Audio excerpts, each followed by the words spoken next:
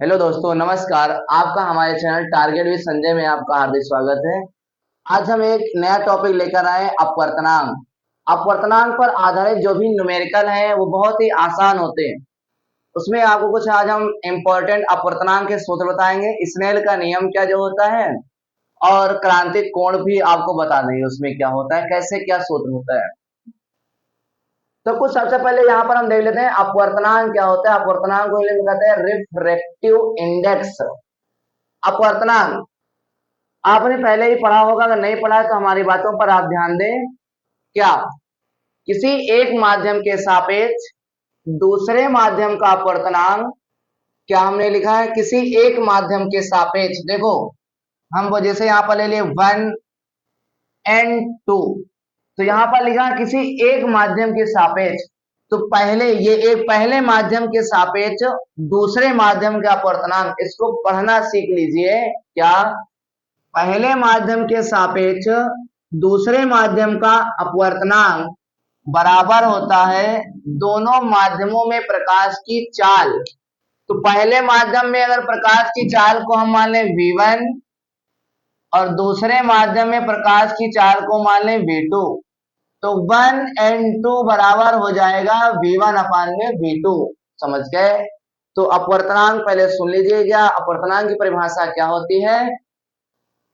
किसी एक माध्यम के सापेक्ष दूसरे माध्यम का अपवर्तनांक दोनों माध्यमों में प्रकाश की चाल के अनुपात के बराबर होता है। दोनों माध्यमों में मतलब ये पहला माध्यम तो पहले माध्यम में प्रकाश की चाल, ये दूसरा माध्यम तो बटे दूसरे माध्यम में प्रकाश की चाल। तो एक सूत्र हो जाएगा 1 and 2 बराबर v1 अपान में v2, यानी पहले माध्यम में प्रकाश की चाल बराबर पहले माध्यम में प्रकाश की चाल बटे दूसरे माध्यम में प्रकाश की चाल।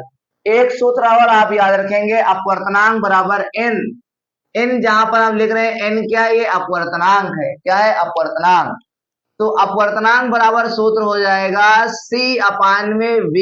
अपवर्तनांक बराबर सूत्र क्या हो जाएगा, c अपान में v। तो n बराबर हो जाएगा c अपान में v, जहां पर c क्या हो जाएगा, निर्वात में प्रकाश की चाल, और v क्या हो जाएगा, माध्यम में प्रकाश की चाल। अगर ऐसा आपसे क्वेश्चन दे दे कि माध्यम का अपवर्तनांक 1.5 ऐसा कुछ दे दिया अगर, और माध्यम में प्रकाश की चाल इतनी है, तो निर्वात में प्रकाश की चाल बताइए क्या होगा। तो आपको ये सूत्र लगा देना होगा, n बराबर c अपान में v।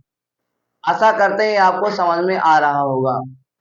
देखिए और आपको क्या दे सकता है, ऐसा कुछ कह देगा कि वायु के सापेक्ष कांच का अपवर्तनांक, या वायु के सापेक्ष जल का अपवर्तनांक, या कह दे जल के सापेक्ष कांच का अपवर्तनांक। तो आपको कोई दिक्कत नहीं लेना, इधर से ध्यान से देखें आप बस। जैसे यहाँ पर लिखा है A, फिर लिख दिया N और लिख दिया यहाँ पर W। तो A मतलब एयर मतलब वायु, और यहाँ W मतलब वाटर। तो ये पढ़ेंगे वायु के सापेक्ष जल का अपवर्तनांक, वायु के सापेक्ष जल का अपवर्तनांक। तो ये बराबर होगा क्या, वायु में प्रकाश की चाल।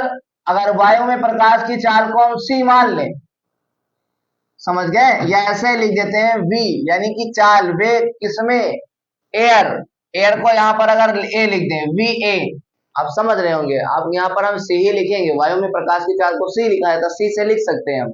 अगर हम va लिखें तभी गलत नहीं, सही है। तो ANW, तो ये क्या हो जाएगा, वायु में प्रकाश की चाल, वेग, और वेग किसमें, एयर हवा में, वायु में प्रकाश की चाल, अपान में हो जाएगा VW। वेग किसमें, तो ये हो जाएगा जल में प्रकाश की चाल। समझ में बात आई कि नहीं आई? बिल्कुल आई होगी। और आप लोग इधर ध्यान दें, समझ गए।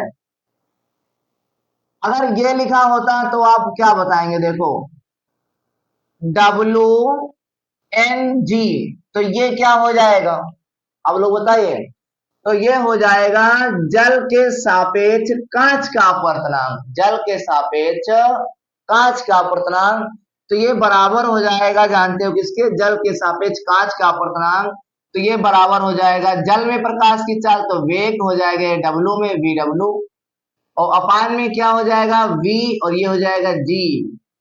तो ये आप इस तरीके से आपको पढ़ना आ गया होगा। आशा करते हैं सभी बातें आपको समझ में आई होंगी। और एक होता है इधर, जैसे दे दिया पहले माध्यम के सापेक्ष 1 and 2, अगर ऐसा दे दिया 1 and 2, तो पहले माध्यम के सापेक्ष दूसरे माध्यम का अपवर्तनांक, अगर इसको अपवर्तनांक के ही पदों में लिखें तो देखो अभी हम पहले माध्यम में प्रकाश की चाल को ऊपर लिखते थे, लेकिन अगर अपवर्तनांक के पदों में लिखेंगे तो देखो दूसरे माध्यम का अपवर्तनांक लिखा जाएगा पहले, तो ये लिखा जाएगा N2, और पहले माध्यम का अपवर्तनांक आ जाएगा नीचे, ये हो जाएगा N1। समझ गए? और ये किसके सापेक्ष हो जाएगा, आप चाहे इतना ही लिख दें बस। तो 1 N2 बराबर होगा N2 अपान में N1। तो समझ में आया कुछ? क्या समझ में आया? देखो अगर अभी बात करता था प्रकाश के चाल की, प्रकाश के चाल की बात करता था तो हम पहले क्या लिखते थे, ये ऊपर लिखते थे, पहले माध्यम प्रकाश की चाल को ऊपर लिखते थे। लेकिन अब यहाँ पर पहले माध्यम अगर अपवर्तनांक पूछे तो पहले ये ऊपर लिखा जाएगा, लास्ट वाला दूसरे माध्यम का अपवर्तनांक ऊपर और पहले माध्यम का अपवर्तनांक क्या हो जाएगा, नीचे। आशा करते हैं आपको ये समझ में आ गया होगा। और यदि आप इतना जान गए, और एक चीज स्नेल का नियम, ये n क्या है, अपवर्तनांक ही है n। ये सूत्र होता है स्नेल के नियम से, साइन आई अपान में साइन आर बराबर होता है नियतांक कांस्टेंट, ये होता है स्नेल का नियम से। और क्रांतिक कोण वहां पर n बराबर सूत्र होता है 1 अपान में साइन सी, साइन सी, साइन सी नहीं साइन आईसी, आईसी मतलब होता है आपतन कोण। कौन सा आपतन कोण, क्रिटिकल एंगल। समझ गए? तो वहां पर साइन सी भी लिख सकते हैं, साइन आईसी लिख सकते हैं। तो ये सूत्र आप मेरे समझ से इतने अगर आप जान गए अपवर्तनांक में, तो अभी देखना आप न्यूमेरिकल बहुत ही आसानी से आप कर लेंगे। तो आशा करते हैं ये इतने न्यूमेरिकल आपको समझ में, न्यूमेरिकल नहीं आपको सूत्र आप समझ गए होंगे। अब देखते हैं आपको न्यूमेरिकल आगे।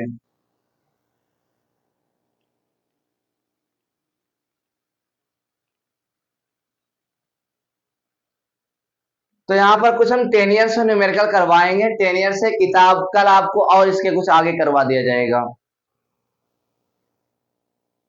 जैसे अगर एक न्यूमेरिकल हम लेते हैं, पहले आपको बहुत ही आसान समझाने की कोशिश करें, तब देखिए क्या कहा है। और जो न्यूमेरिकल हम यहाँ पढ़ने जा रहे हैं वो आपको सामने क्या है नजर आ रहा होगा। यहाँ पर लिखा है न्यूमेरिकल ये है, जल में, ये पहले बताते हैं, निर्वात में प्रकाश का वेग 3 इंटू 10 की पावर 8 मीटर पर सेकेंड है।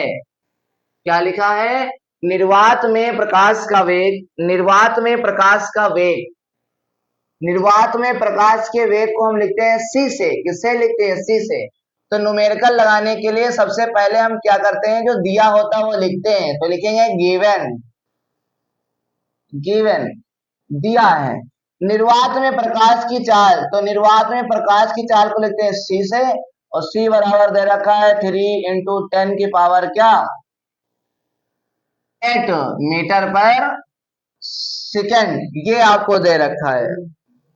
पारदर्शी शीशे जिसका अपवर्तनांक 1.5 है, शीशे का अपवर्तनांक दे दिया गया है, शीशे का अपवर्तनांक यानी n दे रखा है n, और किसका, शीशा, शीशे मतलब कांच का अपवर्तनांक दे रखा है। तो ये कितना दे रखा है, 1.5 दे रखा है, अपवर्तनांक 1.5 है। में प्रकाश की वेग, अब में प्रकाश की वेग समझ रहे हो किसमें, शीशे में प्रकाश की वेग पूछा है, तो प्रकाश का वेग यानी कि v, और किसमें, ग्लास में, तो ये वी जी पूछा, ये हो जाएगा क्वेश्चन मार्क। तो जरा आप इधर देखें इसको,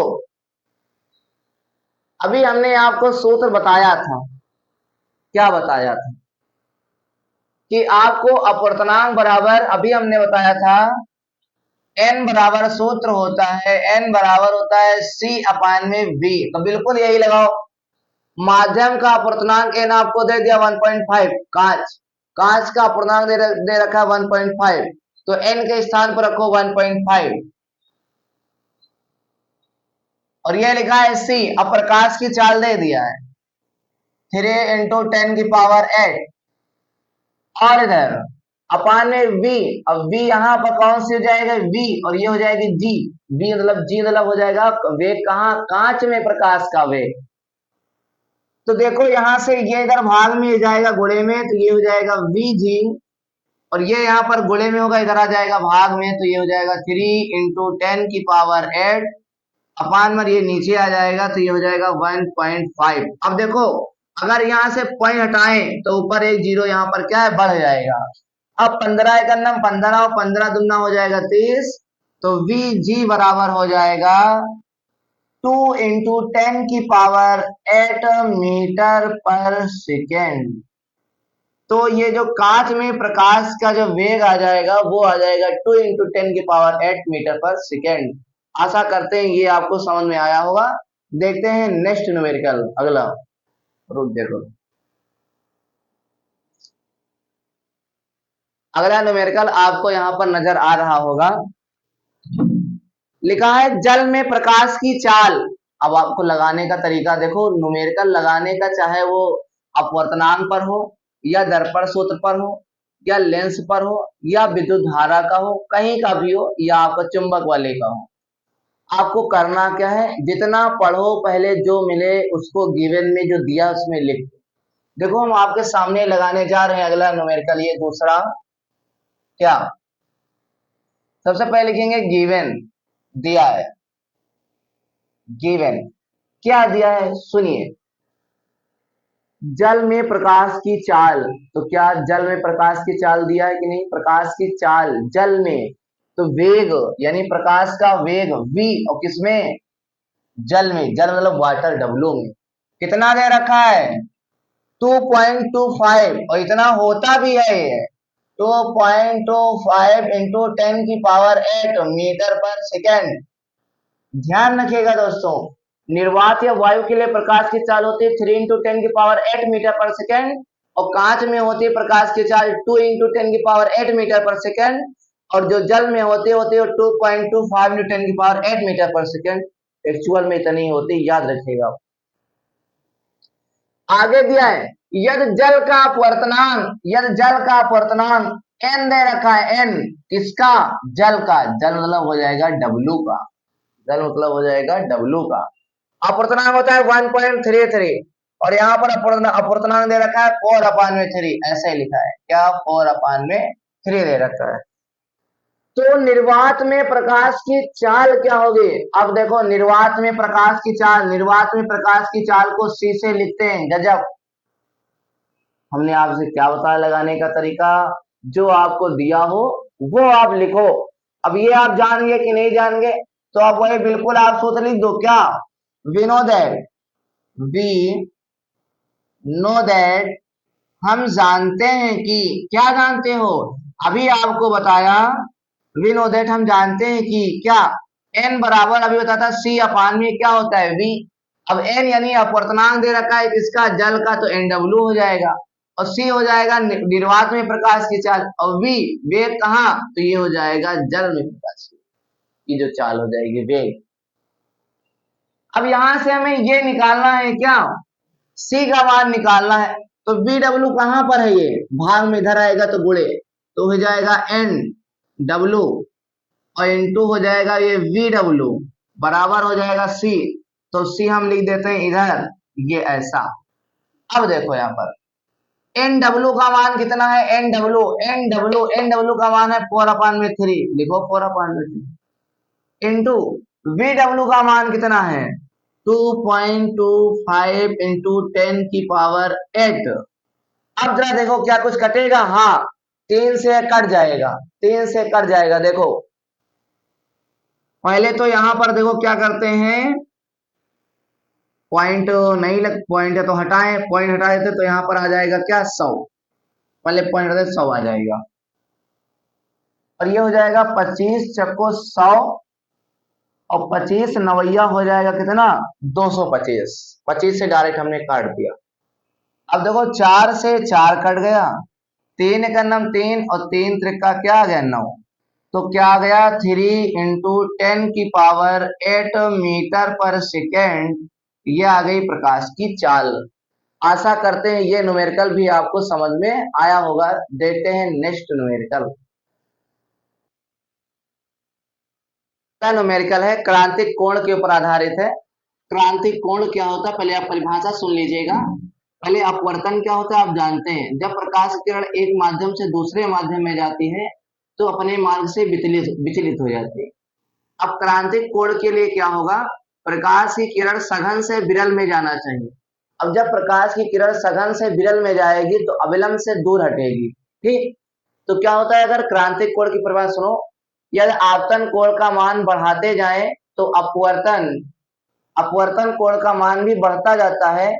एक विशेष स्थिति आ जाती है जिस पर अपवर्तन कोण का मान 90 डिग्री हो जाता है। इस विशेष आपतन कोण को क्रांतिक कोण आईसी कहा जाता है। समझ में बात आई होगी। तो इधर क्रांतिक कोण का जो सूत्र होता है वो होता है n बराबर 1/में साइन सी। सी मतलब कौन सा, क्रिटिकल एंगल, क्रिटिकल यानी क्रांतिक कोण। तो ये सूत्र याद रखिएगा। यह है वायु के सापेक्ष किसी माध्यम का क्रांतिक कोण। वायु के सापेक्ष किसी माध्यम का क्रांतिक कोण, माध्यम का क्रांतिक कोण यानी कि सी का मान दिया है। कोण सी का मान कितना दे रखा है, 45 डिग्री। 45 डिग्री दिया है। फिर कहा है वायु के सापेक्ष उस माध्यम का अपवर्तनांक ज्ञात कीजिए। तो आप यही सूत्र लगा दो, अपवर्तनांक आ जाएगा। तो n बराबर हो जाएगा 1/में साइन, और c के स्थान पर हो जाएगा 45। तो यहाँ 1 और साइन 45 का मान होता है 1/√2। क्या होता है मान, 1/√2। तो ये पलट जाएगा तो ऊपर चला जाएगा, खाली √2 आएगा। क्या आएगा, √2। और √2 चाहे ऐसे लिख दो, क्या √2 का मान होता है कितना, 1.414। इतना आंसर हो जाएगा अपवर्तनांक।